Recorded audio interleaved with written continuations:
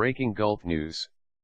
Washington, General John F. Campbell, the commander of U.S. and Allied forces in Afghanistan, told lawmakers on Tuesday that the American air attack that killed at least 22 people at a hospital in northern Afghanistan was not intended to hit medical staff or patients. A hospital was mistakenly struck, Campbell said in testimony before the Senate Armed Services Committee. We would never intentionally target a protected medical facility. To prevent similar incidents in the future, Campbell said his forces would undergo in-depth training to review rules of engagement governing the current mission in Afghanistan. Campbell said a full accounting of the weekend incident, which occurred as U.S. forces sought to support an Afghan government attempt to reclaim the city of Kunduz, the first major Afghan city to fall to the Taliban since the war began in 2001, would be available after a Pentagon investigation. He declined to give a timeline for that probe. Speaking a day earlier, Campbell said the attack, which took place under confused circumstances in the middle of the night on Saturday, was authorized after Afghan troops requested air support from American forces.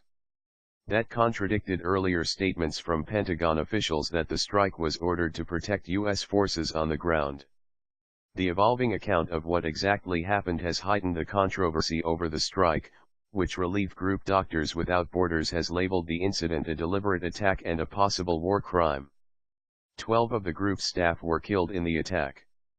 The weekend's disastrous air strike reinforces doubts about how effectively a limited U.S. force in Afghanistan can work with Afghan troops to repel the Taliban, which has been newly emboldened as the United States draws down its presence. The strike also comes as the Obama administration is weighing whether to keep as many as 5,000 U.S. troops in Afghanistan beyond 2015. Obama has not made a final decision on the proposal, but the recent advances by the Taliban have certainly complicated the president's calculus. On Monday, Campbell told reporters at the Pentagon that Afghan forces advised that they were taking fire from enemy positions and asked for air support from U.S. forces. Campbell made it clear that this differed from initial reports that said U.S. forces were under attack and called in the air strikes for their defense. Campbell's remarks differed from two previous comments, including one made by Secretary of Defense Ashton B. Carter on Sunday that said U.S. forces were under attack.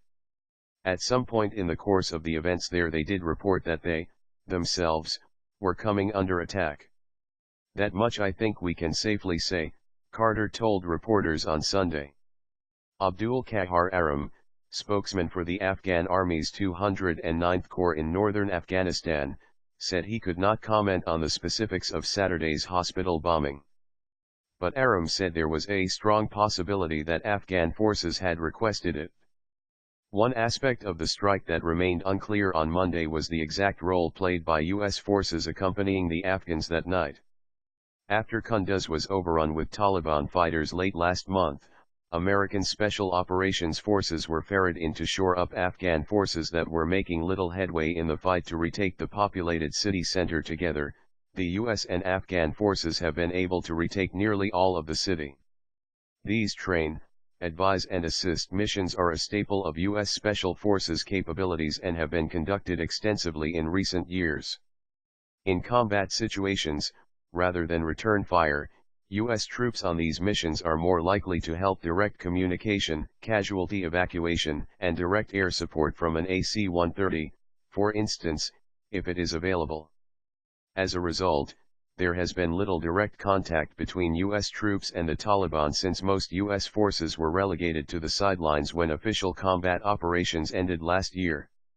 The aircraft that carried out the weekend attack was an AC-130 gunship, according to Campbell.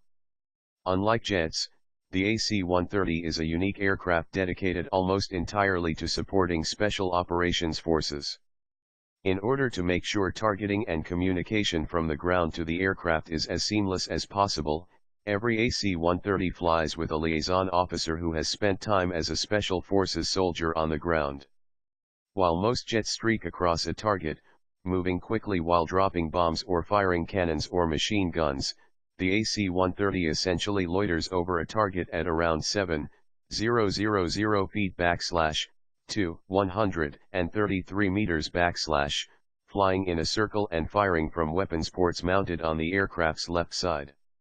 Unlike other military fixed-wing aircraft, an AC-130 is requested differently.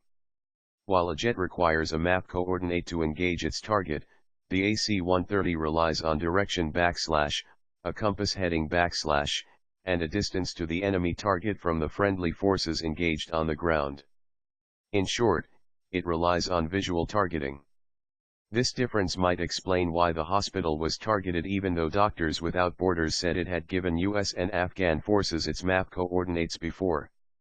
It's a visual acuity aircraft, said a U.S. close air support pilot who spoke on the condition of anonymity because of his active duty status. An AC-130 finds the friendly force, then fires over their left or right shoulder. The pilot went on to add that an AC-130 does not enter enemy airspace and look for targets. It specifically has to be guided onto the target by a force on the ground and will fire only after identifying friendly and enemy forces, he said.